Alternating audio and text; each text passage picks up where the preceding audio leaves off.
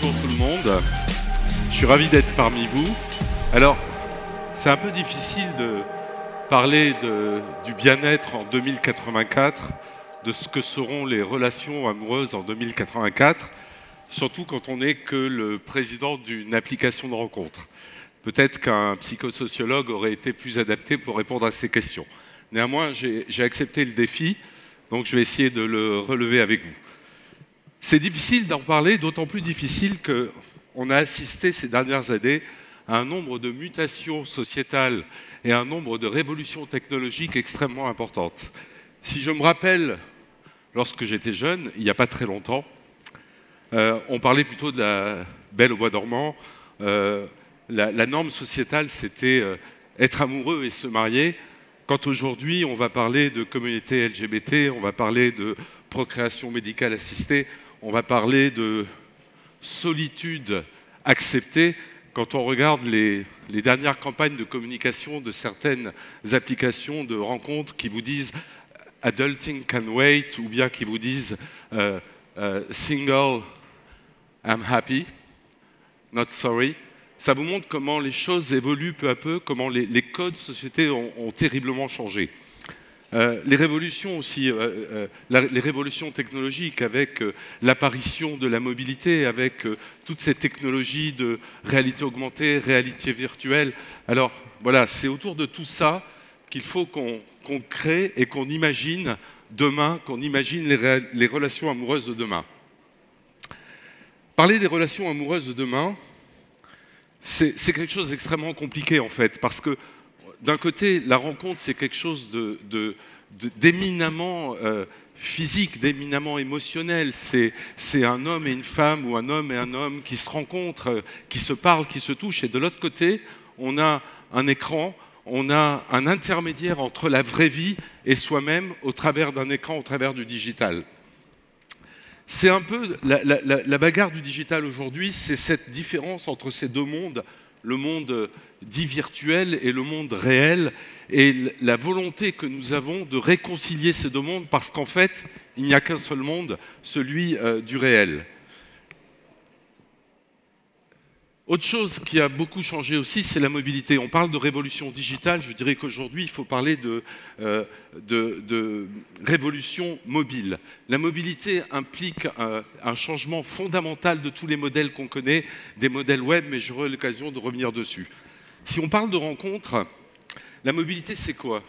La mobilité, c'est en fait disposer à tout moment, où que l'on soit, d'un certain nombre d'informations, que ce soit dans les médias, que ce soit, moi je me rappelle encore une fois, autrefois on discutait avec des copains, on se posait des questions, il fallait attendre de rentrer chez soi pour avoir la réponse. Aujourd'hui on discute entre potes, immédiatement tout le monde se jette sur son smartphone et obtient la réponse immédiatement. Si je parle d'application de rencontre, si je parle de relations amoureuses, d'initiation de relations amoureuses, de mise en contact, autrefois, dans les modèles web, on faisait quoi? On disait qui on était au travers de déclaratifs et on disait ce que l'on recherchait. Ce sont des choses auxquelles nous, on ne croit pas. Lorsqu'on est dans un univers mobile, il n'y a pas cette possibilité. Dans un univers mobile, vous voulez les choses immédiatement et donc il n'est pas question sur la surface d'un écran de téléphone qu'on vous mette un formulaire où vous expliquez qui vous êtes, ce que vous aimez et ce que vous recherchez. On n'a donc pas de déclaratif, donc ça, et pourtant, nous, pour vous fournir un service de rencontre efficace, on est obligé de vous connaître, de savoir qui vous êtes et de savoir ce que vous recherchez. Ça, c'est une première difficulté auquel nous faisons face à cause de la révolution mobile. Alors, d'une manière générale, la mobilité, c'est un nouveau paradigme. C'est ce que je vous disais, c'est le anywhere, anytime, c'est le à tout moment, à tout endroit, et ça repose sur un certain nombre de piliers. Le premier pilier, c'est celui de la simplicité. Sur la taille d'un écran d'un smartphone, il n'est pas question de commencer à suivre un rubricage difficile, à remplir, à cocher des cases, etc. Donc les choses doivent être simples. Elles sont immédiates. J'ai l'habitude de dire que quand je sors de mon bureau pour aller chercher un sandwich à la boulangerie qui est à 200 mètres de mon bureau, eh bien, je reçois les news dont j'avais envie, je rédige un mail et, le cas échéant, je fais un date. Donc, tout se passe dans la rapidité, dans l'immédiateté, dans la simplicité, dans la pertinence, parce que si vous êtes sur une application qui n'est pas pertinente, vous la quittez immédiatement.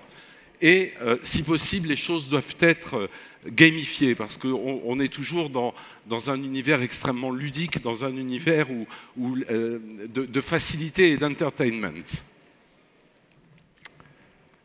Un homme seul devant une immense bibliothèque remplie de livres. C'est un peu compliqué pour lui d'aller chercher le livre qu'il a envie de lire. Et s'il ne trouve pas le bibliothécaire qui peut l'orienter vers le bon rayon, ou bien s'il n'explique pas au bibliothécaire le livre qu'il veut lire, il ne trouvera jamais son livre. C'est un peu le monde dans lequel on est en fait aujourd'hui. Le monde d'aujourd'hui, c'est un monde qui est devenu invisible. Il est devenu invisible parce qu'on a à disposition un nombre incommensurable de data, un nombre dont la croissance est exponentielle. Si on se rappelle l'histoire du digital, au début c'était le Web 1.0, c'était l'information qui venait des publishers, des éditeurs. Ensuite, il y a eu le Web 2.0, les utilisateurs qui venaient enrichir de leur participation le contenu qui était disponible dans le digital. Maintenant, il y a en plus les objets connectés qui sont encore une source d'information. Et donc, on se retrouve confronté brutalement à un nombre d'informations tellement important qu'on n'est plus capable, en tout cas notre seul brain, de les procéder, de les trier et d'en faire une analyse pour prendre, le cas échéant, des décisions. Dans le monde de la rencontre, c'est un peu pareil. En fait, on est dans un monde qui est hyper connecté. Aujourd'hui, on se connecte avec quelqu'un au bout du monde en un clic. C'est incroyablement facile. Et pourtant, dans ce monde hyper connecté, on s'aperçoit d'une chose. On s'aperçoit que les gens vivent extrêmement souvent dans une très grande solitude.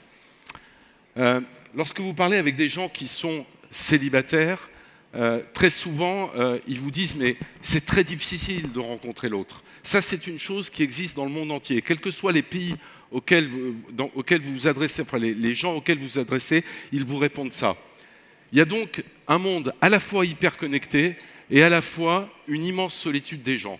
Quand on est une app de rencontre et qu'on veut aider les gens à se rencontrer, il n'est pas question de reproduire ce phénomène-là. Il n'est pas question de créer des connexions digitales qui ne vont pas dans la vraie vie. Nous, ce que l'on veut, c'est justement éviter le phénomène un peu supermarché des profils où l'être humain, derrière une photo, a tendance à être objectivé et le ramener, l'aider à se rencontrer.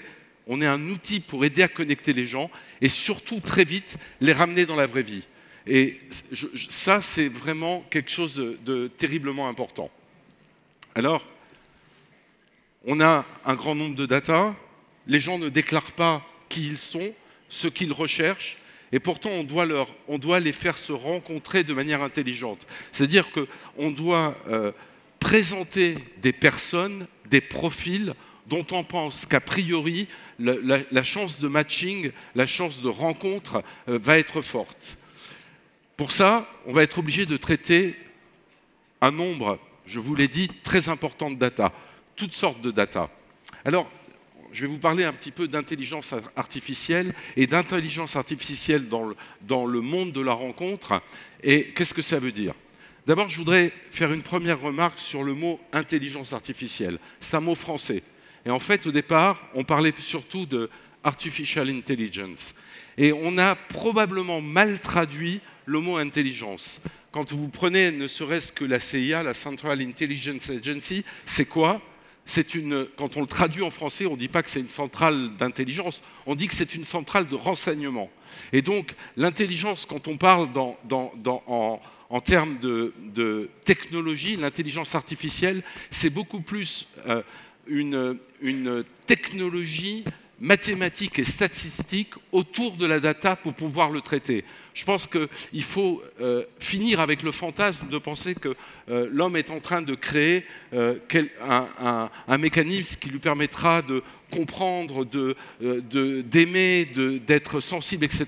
L'intelligence artificielle, c'est d'abord un traitement de la data pour pouvoir mieux la visualiser, mieux la comprendre et pour pouvoir prendre des décisions. Je pense qu'au bout du compte, finalement, la décision reste toujours à l'homme. Vous savez, quand on voit, par exemple, au CES, Il y a quelques années, quand on parlait de voitures connectées, on disait que c'était pour demain. Le dernier CES, la voiture connectée, elle n'est pas pour demain.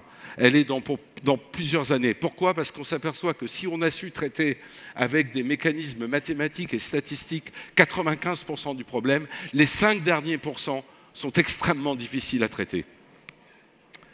Donc, l'objectif pour nous, c'est de recueillir les bonnes datas, de les analyser de manière à présenter des opportunités de rencontres pertinentes. Alors, Happen, c'est quoi? Je le reprécise rapidement. Quand on a créé Happen, ce qu'on voulait, plus que 8 minutes, il faut que j'accélère. Ce qu'on voulait, c'était remettre de la vraie vie dans le monde de la rencontre. C'est-à-dire qu'on voulait éviter l'effet supermarché, les gens disaient que c'était boring, que c'était souvent extrêmement décevant aussi l'expérience. Et nous, on s'est dit, mais pourquoi aller en ligne si on peut rencontrer les gens qui sont autour de nous toute la journée, les gens que l'on peut croiser, les gens qui font partie de notre monde, les gens qui vivent autour de nous, les gens qui travaillent autour de nous. Ils font déjà partie de notre vie, en fait. Et ça, c'est ce qu'on a voulu faire avec Happen. Alors, je vous ai dit, il n'y a pas de data. Je vais vous donner un exemple de ce qu'on peut faire, par exemple, pour essayer de comprendre qui sont les gens. Si on sait qu'on a géolocalisé quelqu'un 3-4 fois par semaine dans un endroit où il reste pendant 2 heures, et qu'à chaque fois cet endroit, c'est un cinéma, eh bien on va en déduire assez facilement que c'est un movie lover, que c'est un cinéphile. Et ainsi de suite et à l'infini. Ça, ce sont des choses compréhensibles, mais ce qu'il faut savoir, c'est que dans les phénomènes, dans les algorithmes d'intelligence artificielle, on ne traite pas forcément des datas que l'on connaît. Ce qui est intéressant surtout, ce sont les coefficients de corrélation qui existent entre les séries de data et qui donnent un certain résultat. Et c'est un petit peu comme ça qu'on va travailler. Bon, alors on va imaginer qu'on peut tout prévoir, qu'on peut prévoir les comportements des gens, qu'on sait qui ils sont, qu'on sait ce qu'ils recherchent. Est-ce qu'on veut vraiment, nous, créer une application de rencontre, aider les gens à se rencontrer et quelque part devenir tellement pointu, prédictif et savoir les choses qu'on va être dans un monde où c'est l'algorithme qui va décider qui on va rencontrer ou non? Je vous rassure, pas du tout. Bien entendu, je vais faire référence à quelques éléments de la pop culture actuelle. Je vais vous faire référence à Black Mirror. Vous avez tous probablement vu cet épisode où c'est une machine qui décide quand vous rencontrez quelqu'un, combien de temps vous allez le rencontrer, combien de temps ça va se terminer, et où, au fur et à mesure, eh bien, on apprend de plus en plus qui vous êtes pour, à la fin du compte, vous proposer la personne idéale, l'âme sœur. Et on s'aperçoit dans l'histoire que ceux qui s'aiment vraiment sont ceux qui sortent du système. Je pourrais vous parler de Her aussi, où vous avez cet homme, c'est Joaquin Phoenix, qui tombe amoureux d'une voix, qui tombe amoureux de son assistante virtuelle. Alors, c'est très moderne, c'est très imagé dans le futur, mais en fait, vous savez, ça n'est qu'une transcription ultra moderne de l'amour platonique. Alors demain, vous voyez, il y a un monsieur sur un lit. Vous savez ce qu'il fait? Il est en train il est dans des préliminaires avec un hologramme. Bon, pourquoi pas? Aujourd'hui, les gens se satisfont seuls devant un écran en regardant des images suggestives. Pourquoi demain, on n'imaginerait pas au finish que la technologie nous permettrait d'avoir des relations sexuelles virtuelles avec des hologrammes? C'est Ex Machina, c'est les robots amoureux. On voit déjà, il y a des maisons closes où les dames sont remplacées par des robots. Ça existe, donc c'est pas complètement du délire. Donc on pourrait imaginer plein de choses. Si je vous parle d'Happen, par exemple, je pourrais vous dire que nous, on va essayer de mettre de la réalité augmentée ou un petit peu de réalité virtuelle dans l'application. Je vous donne quelques exemples. De la réalité augmentée, plutôt que de mettre une carte où on vous dit où vous avez rencontré les gens, on peut très bien enrichir, lorsque vous ouvrez la caméra de votre téléphone et que vous regardez dans une rue, on peut enrichir la rue de personnes que vous avez croisées à cet endroit-là avec une représentation holographique de leur physique. On peut faire plein de choses. On peut même imaginer que vous envoyez un message à un date, à l'endroit où vous l'avez rencontré, et que quand il ira dans cet endroit et qu'il ouvrira sa caméra et qu'il filmera l'endroit, il verra apparaître que pour lui le message que vous aurez écrit pour lui. Donc il y a plein, on peut imaginer à l'infini ce qu'on pourrait faire avec les nouvelles technologies de manière à essayer d'aider les gens à se rencontrer. On parle de capteurs. Aujourd'hui, c'est très facile d'avoir un capteur qui détermine quel est votre mood, si vous êtes souriant, si vous êtes triste, si vous êtes stressé. On peut même avoir des capteurs d'odeur. Dieu sait si dans la rencontre, c'est important. Parfois, on s'approche de celle qui nous attire, on sent une odeur qu'on trouve extraordinaire, un parfum. Ben, on peut très bien recréer un parfum avec d'un côté un capteur du parfum et puis de l'autre côté un diffuseur de parfum qui vous sort le même parfum. On peut inventer à l'infini. Mais est-ce que c'est ça qu'on veut ? Pas vraiment. Moi, je vous donne des exemples, je vous ouvre des horizons. En fait, nous, ce qu'on veut, c'est quoi? C'est vous permettre, sur la base des informations qu'on a, vous permettre de faire des rencontres qui, a priori, sont des rencontres pertinentes. Par exemple, il y a dans cette salle probablement plein de gens qui aiment la tech.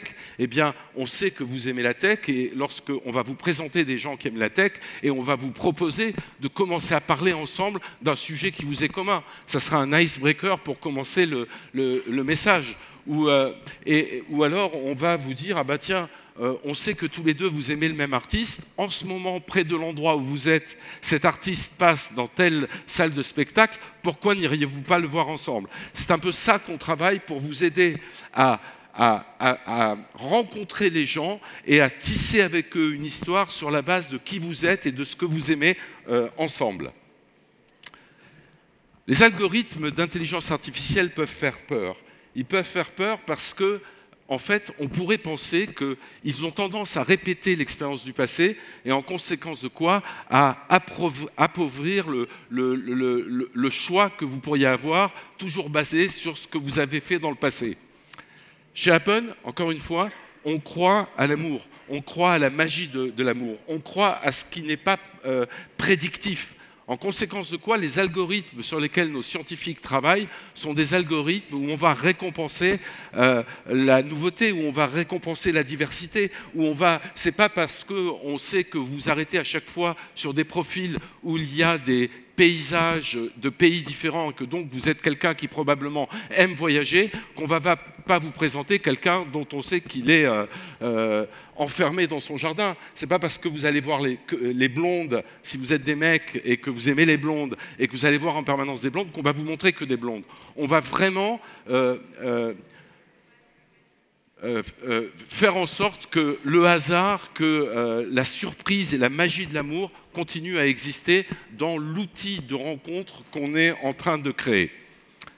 Alors, le thème de la conférence n'est pas celui qui était indiqué sur le truc, c'était plutôt le bien-être et les relations amoureuses et ce qui va se passer en 2084.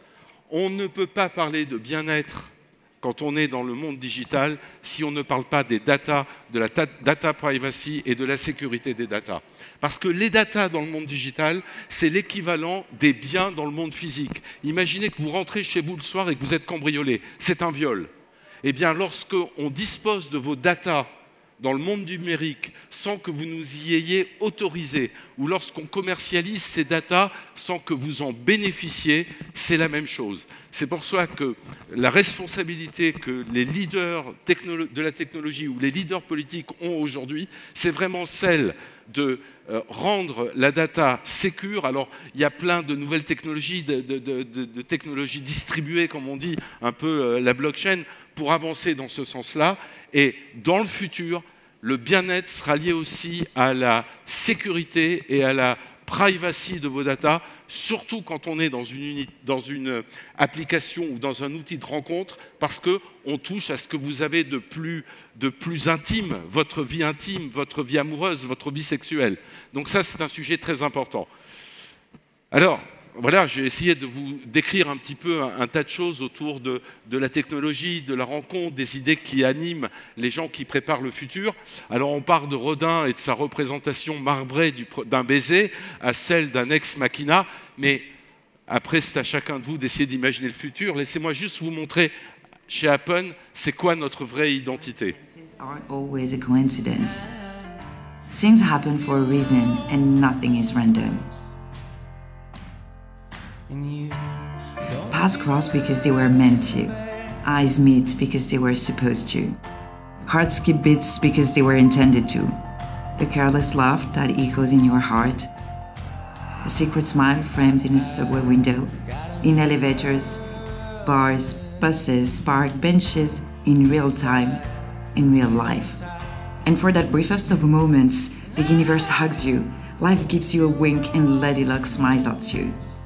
So when it does, what will you do? Will you walk away yet again with a sigh? Will you wonder yet again at what it could have been? Will you turn your head yet again to search for the moment that's gone forever? Not this time, because this time you will be ready. Seize it, capture it, make it yours. Make chance happen.